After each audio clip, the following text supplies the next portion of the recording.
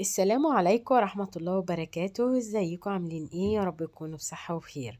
انا النهاردة عملت بقى سجق بلدي جميل جدا جدا، وان شاء الله الطريقة تعجبكم وبأسهل وابسط الطرق اللي ممكن تعملوها، ومش هيكلفكم اي حاجة خالص، ومكوناته موجودة عندكم في كل بيت. بس يا ريت قبل ما ابدأ الفيديو، لو بتشوفوا القناة لأول مرة وعجبكم الفيديو، تعملوا اشتراك ولايك للفيديو وشير للقناة. ودلوقتي بقى هنجيب الوك بتاعنا او الطاسة او اي حاجة انتوا حابين تعملوا فيها السجق. وعند السجق هنا انا قطعته كده بالشكل دوت القطع ديت، ومش هحط له اي مادة دهنية ولا زيت ولا سمنة ولا زبدة ولا اي حاجة خالص. انا هسيبه ينزل المادة الدهنية بتاعته كده، يعني اشوحه فيها كده بالشكل ده، واسيبه لحد ما يبدأ المادة الدهنية بتاعته تنزل زي ما انتوا شايفينها قدامكم كده. هي بدأت تنزل معانا، اشوحه بقى تشويحة حلوة كده فيه اهوت. وبعد ما اشوحه بقى ايه، انا عندي بصل مقطعاه بصلايه، قطعتها كده بالشكل دوت، بصلايه حلوه كده. وتبداوا بقى تقلبوها مع بعض مع السجق بتاعنا. وتحاولوا بقى ان انتوا ايه تفصلوا كده البصل من بعضه، بدل ما هو ماسك في بعضه كده، لا تحاولوا تفصلوه بقى كده بالشكل دوت. واسيب بقى ايه السجق مع البصل كده لحد ما البصل يبدأ يدبل. وبعد ما دبل عندي بقى فلفل الوان وفلفل رومي اخضر، انا مقطعاه بالشكل دوت، يعني مجهزه كل حاجتي. اللي انت جهزي كل حاجتك كده بتسهل عليكي وبتبقى اوفر لك في الوقت واسرع فيه ان انت تعملي الوصفه بتاعتك وكده.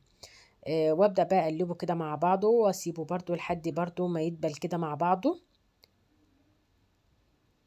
وبعد ما دبل كده معانا عندي بقى ايه معلقه من التوم المهروس كده، هنزل بيها. انا وسعت لها مكان كده في الوك بتاعنا اهوت، وتبداي تشوحيها كأنك بتشوحي كده ايه التومه كده بالشكل دوت.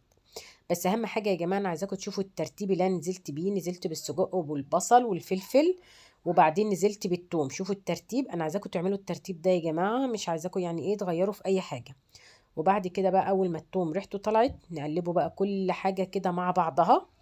وبعدين عندي بقى معلش، عندي طماطميه كده مقطعاها كأنك بتقطعي سلطه. وعندي بقى معلقه من الصلصه، والصلصه دي انا عاملاها وعامله لكم الفيديو بتاع الصلصه في فيديو قبل كده. ودوت بقى تقلبي كل حاجة كده مع بعضها. وبعدين بقى نروح نجيبه بقى ايه البهارات بتاعتنا. عندنا هنا معلقة من الملح، بس ايه ظبطوا ايه الملح بتاعكم يعني، ومعلقة من الفلفل الأسمر، ومعلقة من البابريكا، ومعلقة من التوم البودر، وشوية من الزعتر، وشوية من الكمون، وشوية من الكزبرة الناشفة. ونقلبوا كل الحاجات دي كده مع بعضها. نبقى عملنا بقى بهرنا السجق بتاعنا وعملنا كل حاجة وكل حطينا كل المكونات. ننزل بقى ايه بربع كوباية كده من المية بتاعتنا.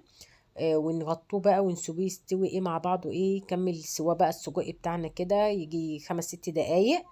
وبعد ما يستوي بقى هوريهولكم. ادي السجق بتاعنا بسم الله ما شاء الله بعد ما استوى. شوفوا عامل ازاي، انا مش عايزه اقول لكم، انتوا لو موجودين معانا هتشموا ريحته بصراحه تحفه. وطعمه بصوا، بصوا شوفوا الشكل السجقية عامله ازاي، يعني تحفه. بصوا طعمها خطير. ادي بقى السجق بتاعنا هوت بعد ما استوى وبقى شكله دوت قدامكم. بس يا ريت ما تنسونيش باللايك، واشوفكم في الفيديو الجاي على خير، وباي باي.